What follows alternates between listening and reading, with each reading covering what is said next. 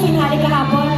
Yes! Opo, na-over pa rin kami kahapon nga po. May biglaan po kami watch party. Tapos yung iba sabi na titiri-ari na din. Kahit po ako, nakakabite. Nabite, ikaw ang nahihita ng naramdaman mo. Ako po nalulungkot po ako na tapos na po yung show. Ang daming memories na nagawa po sa show na yan. Kaya I will forever cherish that in my heart. Clifford, Siyempre, mamimiss ko pag sinasabi ni Angel yung abangan sa You're My Favorite Song. So, nakakabitin talaga, pero maraming salamat sa walang sawang suporta niyo until the end. We and love you. syempre, Marco.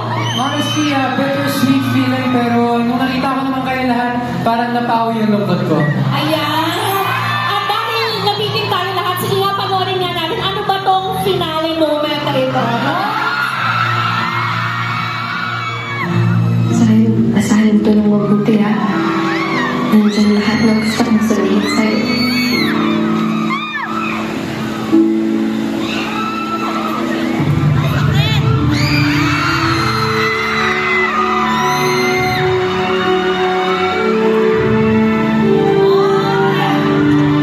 At sincerely, Peter, nakita ang lahat ng ginawa mo para sa akin.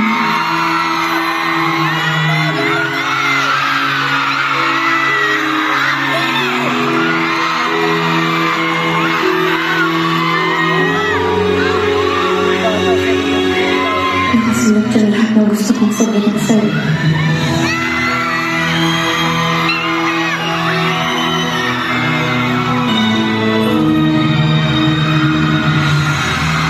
Thank you.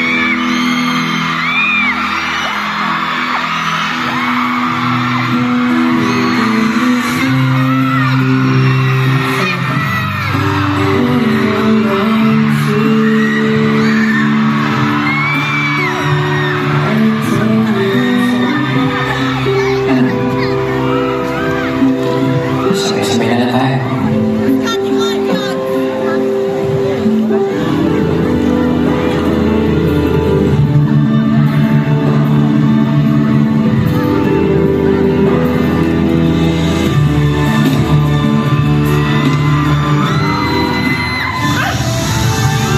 Diyos ko, nakakabiti naman yun, Kat! Wow! Lahat sila minatanggap na hug. At may therapist na binigay si Cam sa kanila, si Angel. Kayo ba, curious ba kayo kung ano yung nilalaman ng letter na yun? Gusto niyo ba malaman? Kat, alam mo na, isa lang ibig sabihin nito. Ano ba yung sinulat mo doon sa mga letter na binigay mo sa kanila? Abangan sa You're My Favorite Song. Sa first letter ko, unang letter, sabi ko sa kanya, babalik ako kasi magta-travel pa kami at babawi ako sa kanya kung naman yung mag-aalaga doon sa town yun. Sa isang letter naman, sabi ko naman po na marami kami pinagdaanan. Thank you for always looking after me. At ang pinaka-favorite kong nangyari sa life ko sa Brighton Bay ay nung nagkakilala kami. Yung last naman, sino kaya yun? Sabi ko sa kanya, binago niya ang buhay ko. At sana, yun kaya niya ako. Sino yun? OMG! Sino kaya? Sino kaya yun? Sa akin yun, nabasa ko yun sa letter ko. Ay! Meron na sa letter ko din yun. Ay! Nabasa yung tatlo. So, Kat, again, i-clear lang natin. Meron kang sinabihan na hintayin ka. Oo. Oh my goodness! Sino sa tingin nyo ang sinabihan ni Caprice nun?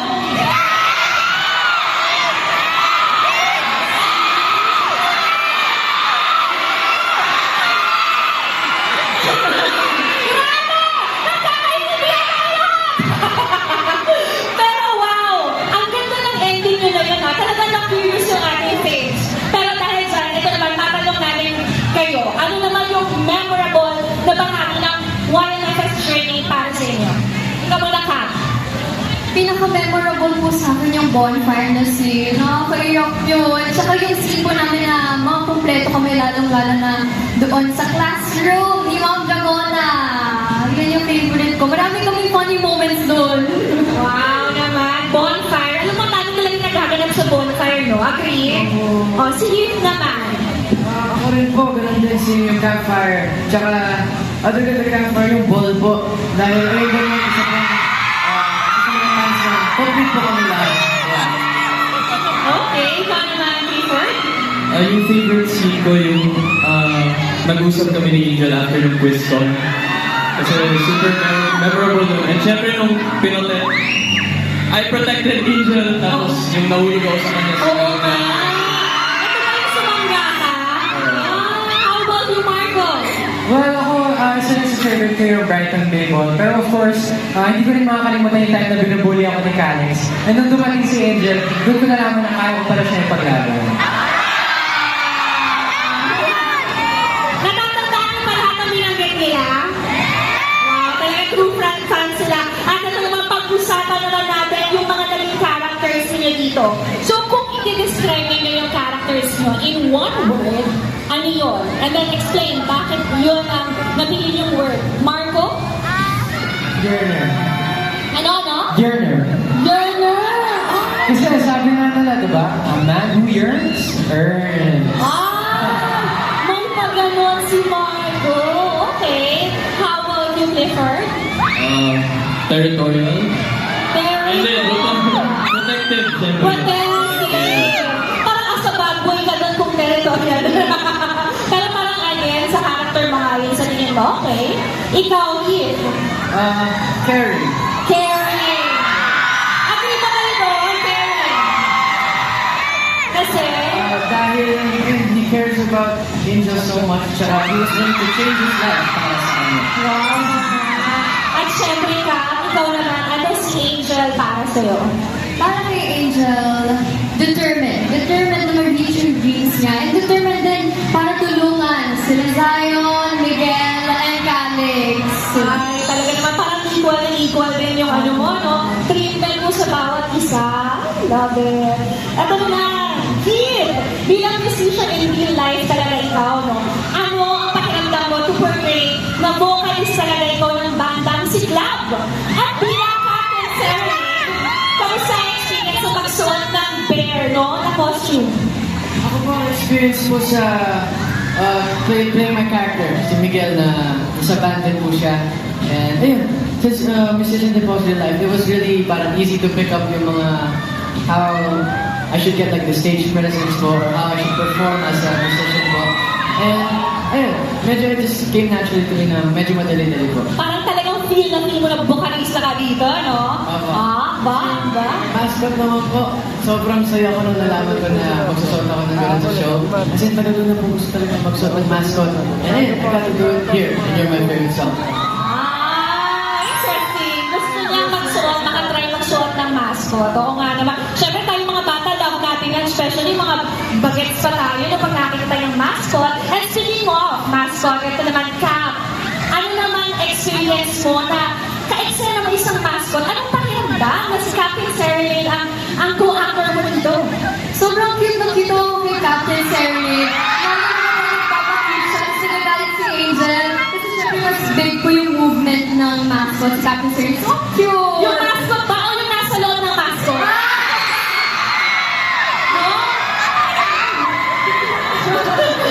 Tinawanan na tayo ni Angel, guys. Silence means... Ito naman kay Marco, para kay Marco naman. Green flag na best friend ang character mo dito na si Zion na may tinatagong feelings para kay Angel. So marami nagsasabi na kuha-kuha mo raw yung mga nuances ng isang taong may tinatagong feelings.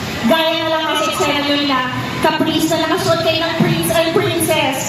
So marami ang pumupuli sa'yo na mata-mata acting daw. Kasi di ba yung mga yearner, minsan ganun mata lang, di mo ang hirap sabihin. No? Ano ang masasabi mo na ang dami nakapansin ito? Ako, syempre ang masasabi ko na, syempre, eyes don't lie. Eh, kapag ka-eksena mo naman ng isang caprice ano, di ba? Parang napakadali naman yung makahubad ng emotion. Magaling, no? Magaling. Aba.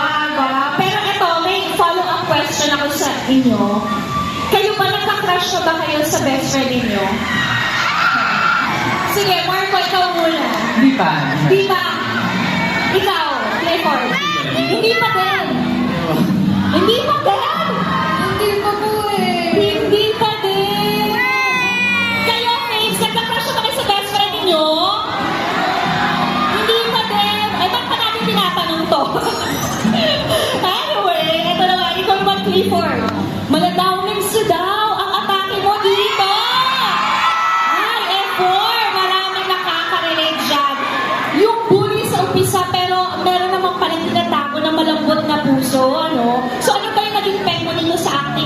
magpo-portray ng bully? Grabe, feeling ko naman walang Tao Mixer kung walang Sunshine. So, gusto ko rin magpasalamat kay Caprice kasi Best Actress, guys! Caprice lang yan. Pero maraming salamat talaga na nagustuhan niyo yung trope namin, yung enemies to Oo. Ay, may sige, tumitingin pa si Clifford ng ganun kay Cap, no? Okay. Pero ito, matanong ko lang din, kayo ba naka-experience kayo ng bullying? Cap? Thankfully, hindi naman po. Okay, good, very good. Ikaw kayo, may experience ba kayo na mag-bully before? Maybe when I was a kid lang po, when I was a kid. Sa group, ako lang po yung punching bag most of the times. Pero, that was so long ago. Sino ba na? Ipapunch din natin sila. Kayong dalawa. Same kay Heath, like nung bata kami. Pero we learned to stand up for ourselves naman, ba? Ayan. Si Marco. And thankful na hindi naman. Ayan. Same sa inyo. Sino pa natin? Kailangan natin to. I-punch din natin sila. De, joke lang. De, dapat maging ano tayo, kind tayo to everyone, diba? Simulan natin yan sa bahay, sa school, sa labas. Anyway, ito naman, let's move forward. Si Caprice, ang dami mong dramatic scenes dito. Anong eksena ang pinaka-nahirapan ka at paano ka nagpe-prepare? Hindi ko makakalimutan yung cake na sipok. Tapos yung sa lababo, yung binasay mo ka ako. Sabi ko, ano, mag-challenge natin ako dito, hindi kainin yung cake. Oo. Kaya ko may konting snack akong nagawa, no? Oo, mahirap yun ha. Kailangan mong mag-makeup ulit. Kailangan mong umate kahit ang dumi-dumi lang ng mukha mo. Pero very good ka kasi ang ganda nung naging eksena. Diba? Makatotohanan. Okay. Pero bukod sa dramatic scenes, marami na rin kilig scenes. Oy! Caprice, ang tanong ng fans, mahirap ba maging maganda? Kasi pinag-aagawan ka lang tatlong cute na boys dito sa tabi mo. Ang haba ng hair nyo. Naapakan niyo ba siya yung buti ka? Oo, naapakan niyo. So, ano pakiramdam na maging maganda? Ay, grabe! Pero thankful ko ako sa kailang Miguel, Calix, and Zay kasi sobrang professional po nila. Grabe. Ang babait po nila. Thankful po ako at blessed po ako na sila po yung kasama ko dito sa You're My Favorite Song. Babait! Wow! At mabalik ka rin ka. Ito, short story lang. Nakasama ko po si Caprice sa Lola vs. Zombies. Diba? Tinubusan. Baby pa siya nun at napakabait na may bangs pa siya. 8 years old ka. Tama? So, ganun. At hanggang ngayon, napakamagalang na bata. Very good. Yeah, dapat ganyan. And, eto naman, speaking of favorite, ngayon naman ay magkaalaman na tayo kung sino ba talaga kina Heath, Marco, at Clifford ang favorite ni Caprice sa iba't ibang situations. Okay? So, alamin natin yan dito sa game na Cap's Favorite. Ito.